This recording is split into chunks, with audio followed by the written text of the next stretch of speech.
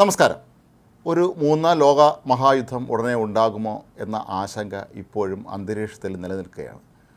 Russia Ukraine യുദ്ധം ഇനിയും ഒന്നുമായിട്ടില്ല. പശ്ചിമേഷ്യയിൽ പലതരം വിഷയങ്ങൾ ഇപ്പോഴുമുണ്ട്. ഈ ഒരു സന്ദർഭത്തിൽ ഇതിനെ മുൻകൂട്ടി കണ്ടുകൊണ്ട് അതിനുള്ള തയ്യാറെടുപ്പുകൾ നടത്തുകയാണ് പല പാശ്ചാത്യ രാജ്യങ്ങളും.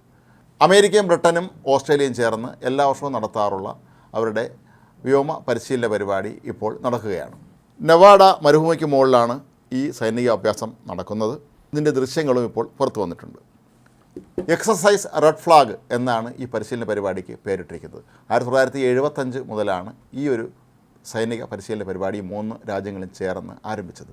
എല്ലാ വർഷവും മുടക്കമില്ലാതെ തന്നെ ഈ ഒരു പരിശീലന പരിപാടി ഇപ്പോഴും തുടരുകയാണ്.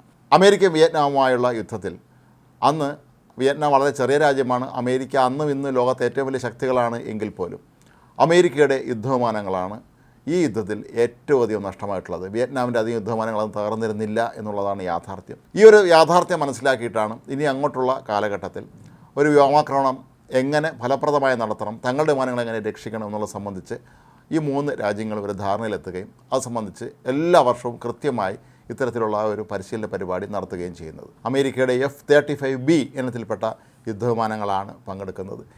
ഇവ അന്തരീക്ഷത്തിൽ വെച്ച് തന്നെ ഇന്ധനം നിറയ്ക്കാനുള്ള സംവിധാനമുള്ള വിമാനങ്ങളാണ്. അമേരിക്കയുടെ തന്നെ എയർബസ് 330 ഇനത്തിൽപ്പെട്ട ഒരു വിമാനത്തിലാണ് ഇന്ധന ടാങ്ക് ഘടിപ്പിച്ചിരിക്കുന്നത്. ഈ ഇന്ധന ടാങ്കിൽ നിന്ന് ആകാശത്ത് വെച്ച് തന്നെ ഈ യുദ്ധവിമാനങ്ങൾക്ക് ഇന്ധനം നിറയ്ക്കാനുള്ള സംവിധാനമുണ്ട്. അതേസമയം ഇന്ധനം നിറച്ചു വെച്ചിട്ടുള്ള എയർബസ് എ വിമാനത്തിൻ്റെ ഒരു പ്രത്യേകത, ഇത് യാത്രാ വിമാനമായി ഉപയോഗിക്കാം, അതേസമയം തന്നെ ഒരു എണ്ണ ടാങ്കറുമായി ഉപയോഗിക്കാം എന്നുള്ളതാണ്. ഓസ്ട്രേലിയയുടെ ഏറ്റവും ആധുനിക സംവിധാനങ്ങളുള്ള ജെറ്റ് വിമാനങ്ങൾ ഈ പരിപാടിയിൽ പങ്കെടുക്കുന്നുണ്ട്. അതുപോലെ ബ്രിട്ടൻ്റെയും ഏറ്റവും വലിയ പോർ വിമാനങ്ങളൊക്കെ തന്നെ ഈ പരിശീലന പരിപാടിയിൽ സജീവമായി പങ്കെടുക്കുന്നുണ്ട്. ഇവരുടെയൊക്കെ ലക്ഷ്യം ആരാണ് എന്ന് ചോദിച്ചാൽ അത് ഒരു പക്ഷേ റഷ്യയും ചൈനയും തന്നെയാണ് എന്ന് തന്നെ പറയേണ്ടി വരും.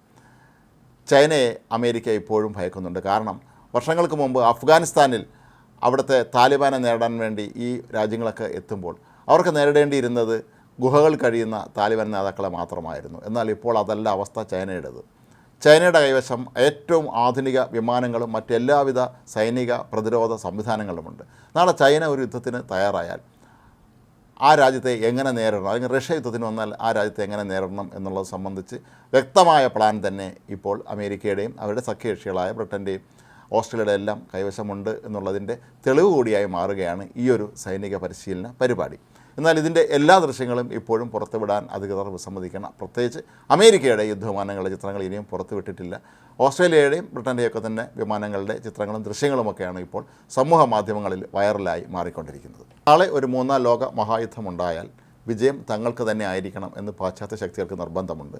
ഏഷ്യയിലെ വലിയ ശക്തിയായി മാറിയിരിക്കുന്ന ചൈനയെ തന്നെയാണ് അവർ ഇപ്പോഴും ഭയപ്പെടുന്നത് എന്നുള്ളതിൻ്റെ വ്യക്തമായ സൂചന കൂടിയായി മാറുകയാണ് ഇത്തരത്തിലുള്ള ഈ ഒരു സൈനിക പരിശീലന പരിപാടി. ചൈനയെ സംബന്ധിച്ച് അവർക്ക് നേരിട്ടുള്ള യുദ്ധമല്ലാതെ മറ്റൊരുപാട് കുതന്ത്രങ്ങളിലൂടെയൊക്കെ തന്നെ യുദ്ധം ജയിക്കാൻ സാധിക്കും എന്ന ഒരു വിശ്വാസം അമേരിക്കയ്ക്കുണ്ട്. അതിനെയൊക്കെ തന്നെ ആദ്യമേ തകർക്കുക എന്ന നിലപാടിലേക്കാണ് ഈ ഒരു പരിശീലന പരിപാടിയുമായി കൃത്യമായി മുടക്കമില്ലാതെ അത് തുടരാൻ അമേരിക്കയും മറ്റ് സഖ്യകക്ഷികളെയും പ്രേരിപ്പിക്കുന്നത്.